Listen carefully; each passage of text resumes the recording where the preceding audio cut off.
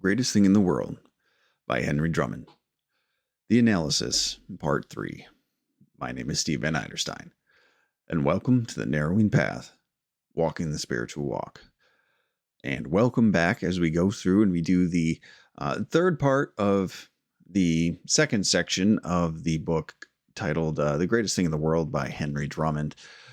This is a book that's commenting on a passage from the Bible. It's from 1 Corinthians chapter 13, and it's describing, it's making the case pretty much, I guess that's a better way to say it, for love being the greatest thing in the world. And the first part of the book was dedicated to contrasting it with other things. And now the analysis is about Drummond likens it to breaking up of light into different colors.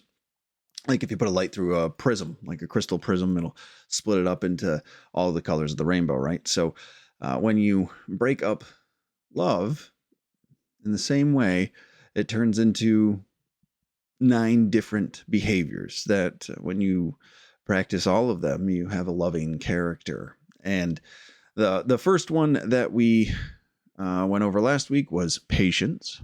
And this week we are doing the second of the 9, which is kindness. Now, speaking of kindness, thank you everybody that has liked, subscribed, followed, shared, commented. I appreciate all the feedback and the interaction. It's great that this content's getting out in front of people. And this, just a reminder, this podcast is about spiritual literature that I have found impactful to my own personal spiritual journey, as well as my own personal growth. And a lot of this originated from reading literature that was literature being read by the founders of 12-step movements. So I really appreciate y'all following along. So let's go ahead and we're going to get into it. Let's read a little bit about kindness. It's only one paragraph, and I'm going to be reading out of this copy, which is from 1890, and it's called Addresses. So it's got a bunch of lectures and short stories from Henry Drummond, and The Greatest Thing in the World is one of them. So here we go. This is a passage about kindness in Henry Drummond's book, The Greatest Thing in the World. Kindness. Love active. Have you ever noticed how much of Christ's life was spent in doing kind things? In merely doing kind things. Run over it with that in view, and you will find that he spent a great proportion of his time simply in making people happy, in doing good turns to people. There is only one thing greater than happiness in the world, and that is holiness, and that is not in our keeping. God reserves that to himself. But what he has put in our power is the happiness of our fellow creatures, and that is to be secured by our being kind.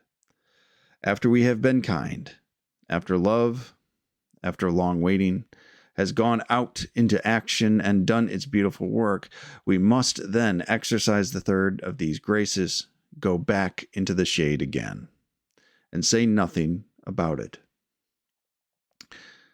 Love vaunteth not itself, is not puffed up. Love vaunteth not. So there we go. That is the second characteristic of love that Paul talked about in 1 Corinthians, and that Drummond is giving us a little bit of an overview. Now, I'll keep reminding you, I am reading from an 1890s version. This is as close to the original or first documentation of this lecture that Drummond gave that I could find. Many people are going to be reading along in a version that was revised at some point. I don't know when the revision took place. And there's a couple more paragraphs and even a quote added in the other newer version. It has a love is success, love is happiness, love is life. There's a couple other paragraphs in there. Now, I will not be touching on those. Again, I am reading from the earliest copy I have, and this is the most authentic to the original writing. I'm not sure who revised it. I'm not sure when it was revised. I can't seem to find any documentation on it. But I do know this is authentic. I do know this is original, and this is from 1890. So anything else that's been revised has been 1930s or maybe even later. So there's going to be more information if you are following along in a newer printing of it. So, so please follow along with as much as you can get out of this one. A lot of it transcribes over. It's just expanded upon in some ways. So I really enjoy the way this one was written. So let's go into it a little bit. And the word kindness, that's something that's brought up often today. That's something that we could use more of today, to be honest with you. We talk about being loving and kind to each other, to our neighbors, to our enemies, to all of these things. And we give it a lot of lip service today, but we don't actually practice it as much as we'd like to think we do, I don't think. So let's actually start tearing apart the reading a little bit. So just like, I love how he introduces these. So if you remember, Drummond, the first principle we did of love was patience. And the first two words was love passive, right? So patience, and then he defined patience in the terms of love, right? So a passive application of love. Now, the first three words here are kindness, love active. So this is the embodiment of kindness, is love active, right? So it's a definition of what kindness actually means in terms of love. Love active. So we love patience is love passive. So we're patiently waiting. We're allowing people the dignity of their experience. We're just not intruding. But when that summons comes, whatever action we take has to be with kindness, has to manifest kindness, has to embody kindness, right? So kindness is the active practice of love. Okay, so which is kind of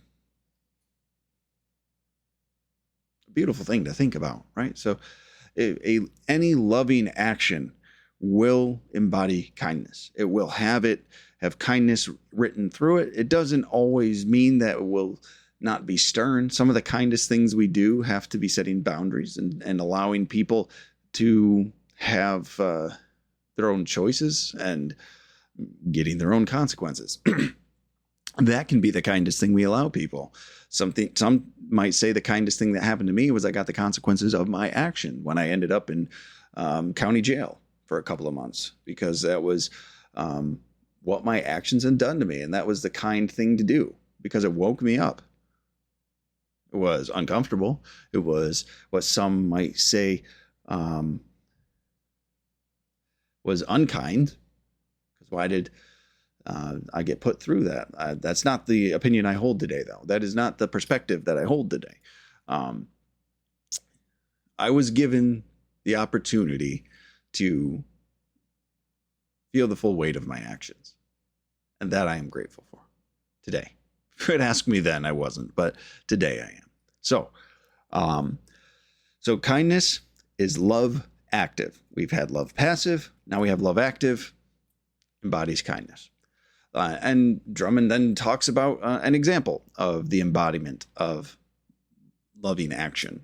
And he says, have you ever noticed how much of Christ's life, so Jesus Christ from the Bible, was spent doing kind things, in merely doing kind things? Like he just was a kind person going throughout and doing kind things for others.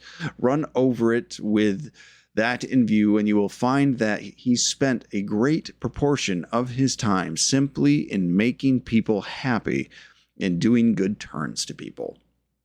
So he's given the example of Jesus Christ from the Bible. Obviously, this is a writing from the Bible. This is from, like I said, 1 Corinthians 13, Paul, disciple. And it was, it's an interesting, when it's stated and you think about it, well, of course, right? Christ was practicing kindness in all that he did, right? But he was also equating that practice of kindness to the occurrence of happiness in others. So bringing people happiness and allowing them to find joy and love in the living of life. And this came through Christ's practice of kindness. And he, and I guess when you think about it, right, like Jesus was healing people. He was providing counsel. He was providing insight. He was providing philosophy and instruction. He was made sure people were fed, even water into wine, right? And gave people encouragement and purpose. And I'm sure there's tons more that someone more theologically well-versed could add on to that list. But these are kind actions that he took, right? These are kind things that he intentionally took a practice of in his day-to-day life and all that he did, right? And all these wonderful things, he allowed people to enjoy and embrace and find happiness, right? And his actions were kind. His actions were loving. And the result was the happiness in other people, right? We can't make other people happy, but we can be kind, and other people can, in turn, experience happiness. And it reminds me, which is this is a kind of an odd almost reminder that I got, or quote that was brought up to me. But there's a quote that goes something like, money can't buy me happiness, but my using it to help others with their problems can bring them happiness. So it's the giving away of the money. It's the helping that financial wealth can provide, right? It's the opportunities you can give somebody through that type of money. It is a tool to be used to help facilitate the joy and happiness of others, right? And we can buy things, we can pursue things, right? We can accumulate things, we can do a lot. And there's something to be said for complete financial independence. I get that. But at the end of the day, if you are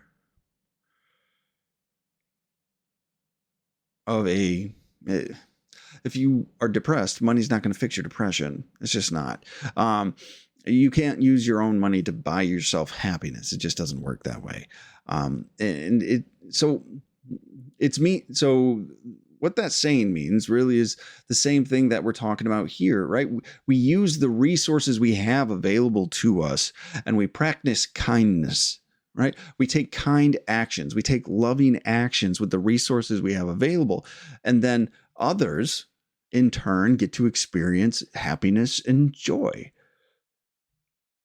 because of the acts of kindness that we have chosen to take actions in. So, and this can be all resources too. Remember, this isn't just money, but this is our time. This is the words we use. This is the encouragement we give. This is any of our actions that we're being helpful and compassionate and kind to other human beings, right? So this is so much more than just money. This is giving people rides if you have the ability to do so. This is helping people in any ways that you can with what issues they've got going on, right? The practice of kindness is just such an important principle to embody in everything that you do, because you can take the same action, one out of resentment and one in kindness, and it will impact that person differently, right? Because one has negativity or selfishness and self-centeredness attached to it. It just distorts the value of the gift. And then to give in kindness gives someone the opportunity to fully embrace something, to fully enjoy something, to fully allow themselves to experience the love that can be provided in such an action.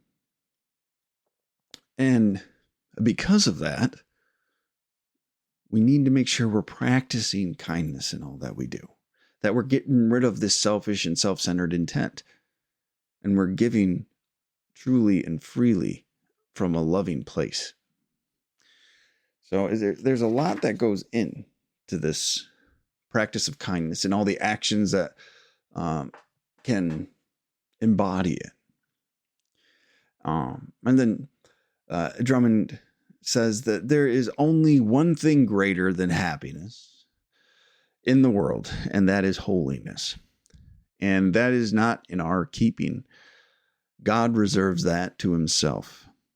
But what he has put in our power is the happiness of our fellow creatures, and that is to be secured by our being kind.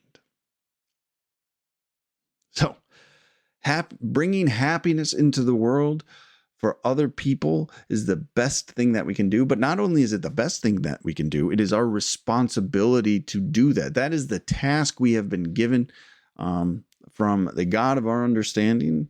Well, in this case, it's specifically referring to the God of the Bible. But in any practice that you have that has a spiritual higher power, or whether it's nature, the universe, whether it's just love in general, whether it's any deity, right? To bring kindness and love into the world to help facilitate joy and happiness.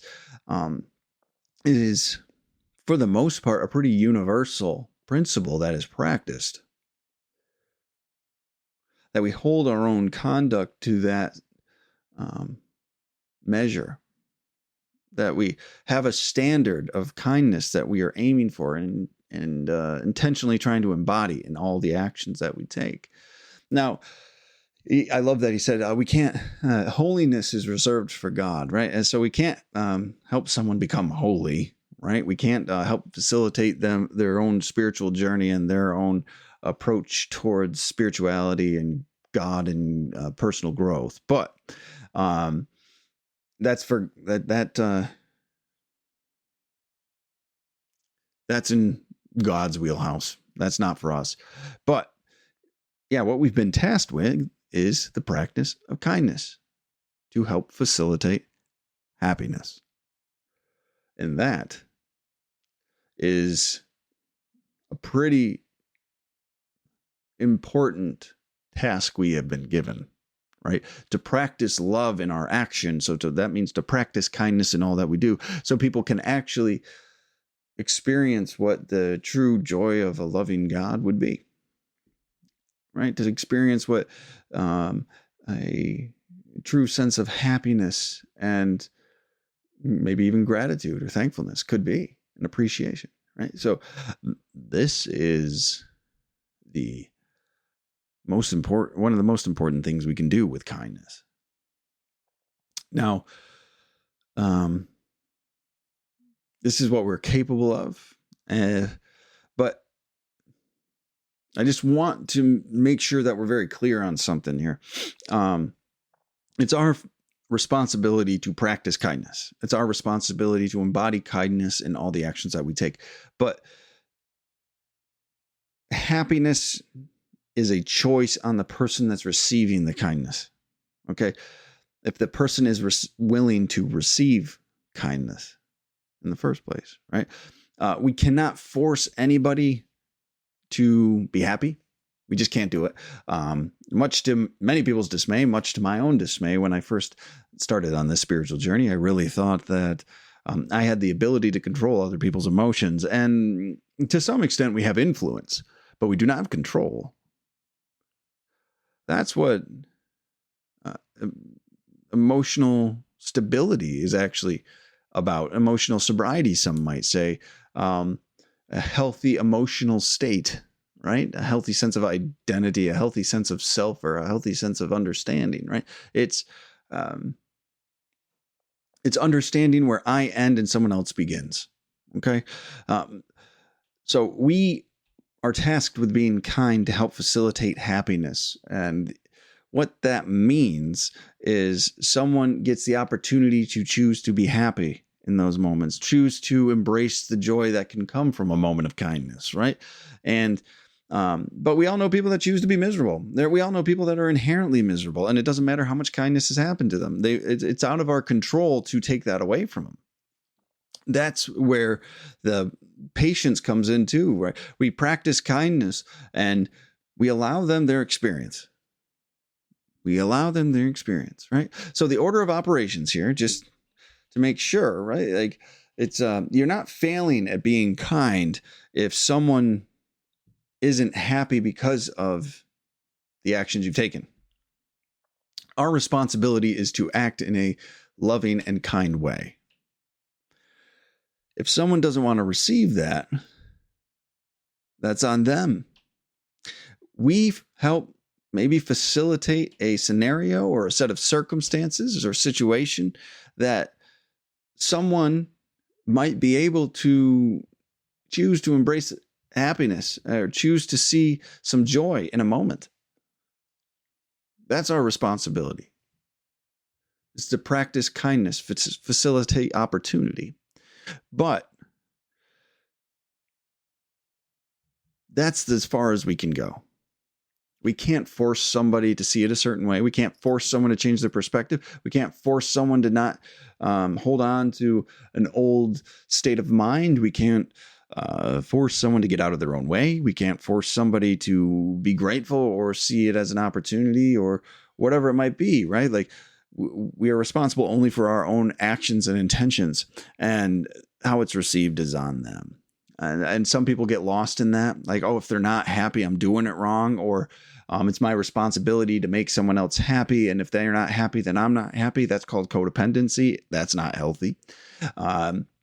We can't put our own state of happiness reliant on someone else's ability to embrace happiness, right? If we're only happy when our kindness is received well, we're going to have a bad time. I'm just letting you know that you cannot let your own emotional state be determined by how other people receive your kindness. You can't do that. You're putting yourself at the mercy of other people's decisions and emotional states. And if you want an unstable life, that's a great way to do it. That is an absolutely great way to do it. Let other people's emotions dictate your own emotions.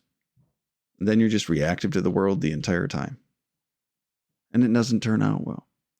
So, and just to be clear, like most of us, I know I do, I know people that you could bend over backwards for, that you could pay off all their debt. You could, if they have legal situations, you could fix their legal situations. You could try to fix the relationships with their families for them. You could stock their fridge, buy them a car. Like you could do a multitude of kind actions, and they still would be unable to receive it.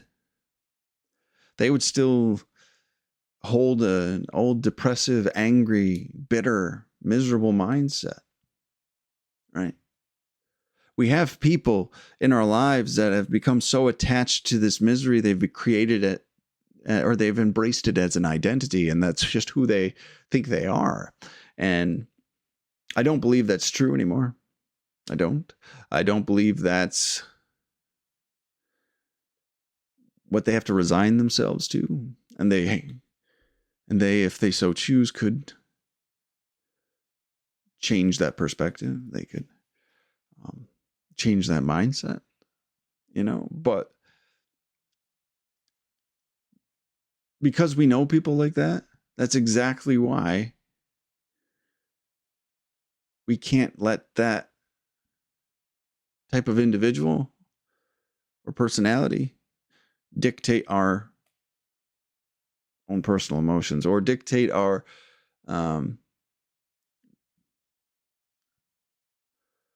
assessment of our ability to be kind, right? Just because you've been kind and someone doesn't receive it well, it doesn't mean you did the wrong thing. It doesn't mean you didn't do it well enough. It doesn't mean that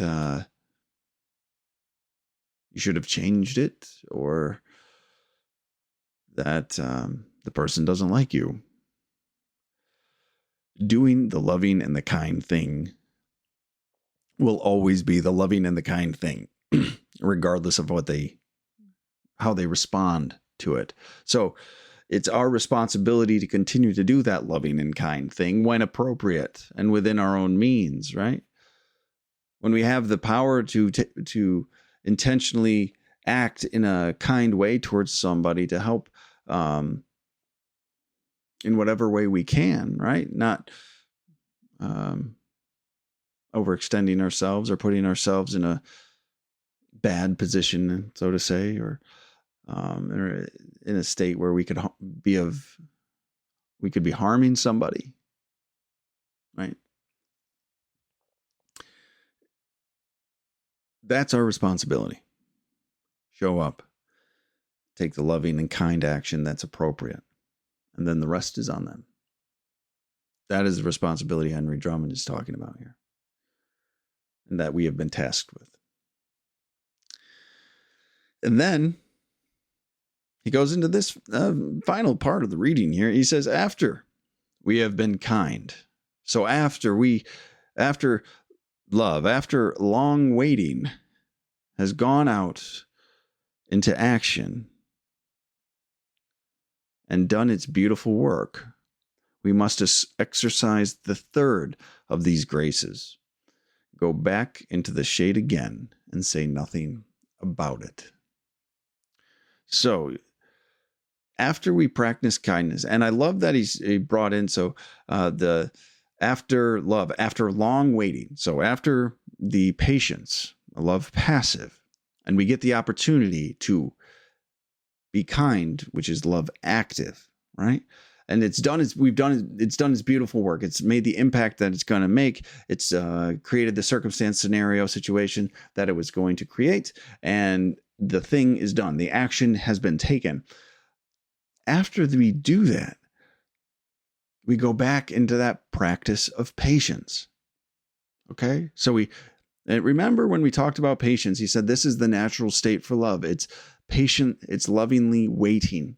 It's love passive. This is love's natural state, right? We don't go where we're not invited. We don't try to interject ourselves into things. We wait till the opportunity is there and invited in, and then love takes action, right? That kind, loving action. So after that's done, after that action's been taken and that work has been implemented, for lack of a better term, right? We return back to that passive state. We return back to that patient state, and we allow that person's or that situation's natural course of things to move forward. Right? Now, I believe he misspoke in this too, because he says third. He says the third of these graces. So in order, it's generosity is actually the next one we're going to talk about, and that is the third. The fourth one, which is the actual Bible verses he quotes here of love vaunteth not itself, that's humility. So he's saying, so I believe he meant to say the fourth of these graces, go back into the shade again and say nothing about it, right, is a practice of humility. We do not proclaim our kind deeds. We do not demand recognition for the kindnesses that we've done. We don't scream from the mountaintops how good of a person we are because we took said actions and did the right thing and tried to improve this person's life and look at me, look how good of a person I am. That's not what we're supposed to be doing here. Right? We practice that humility and we return to a passive love where we allow somebody to continue to go through whatever it is they're going through, right? And as much as we don't exclaim our grandeur from our kindness, we also don't feed our ego. in any way. And that includes, even if it's not received, getting resentful, right? Some people are like, I was so kind to you and I did X, Y, and Z for you, and you still didn't take advantage of the opportunity. You still didn't say thank you. You still didn't do X, Y, or Z, whatever it might be, right? We all know these people that keep this scorecard and they're trying to tally their kindness as if you owe them something because they practice kindness with you. A true sense of loving kindness doesn't keep score. That's just the reality of this whole thing. It doesn't get resentful. It doesn't feed its own ego. It doesn't get this spiritual self-righteousness in this soapbox that it stands on to validate its own existence or to validate its own worth or spiritual grace. We take the right action. We take the loving and the kind action because it is the right thing to do. And that's it. That's the end of it. It's not because taking the loving and the loving kind action makes us feel good about ourselves. That's not why we do it. It's not because we think it'll buy us something, right? It's not an investment in our own future. It's not so we can tell other people that we did it. It's not so we can tell this person, hey, I tried for you and you didn't receive it, so I'm off the hook. We do these things and we practice love because it is the right thing to do. Because it is what we have been instructed to do. Because what is right is simply just what is right. And at the end of the day, it's not because it serves us. It's because it serves the God of our understanding. And it serves the person that we're practicing it with.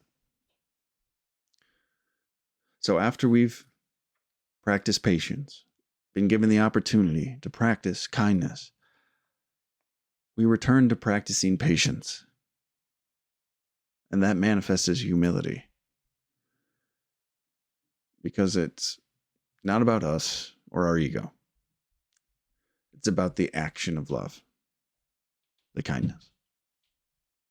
So that's it. That's it for today. That's the analysis of the kindness section here in Henry Drummond's The Greatest Thing in the World. And I really love this version, if I'm honest with you, because it seems more concise. It doesn't have as much filler in it. Though when I read it, there's some good things probably in the new revision. But this is just very much to the point. This is very much,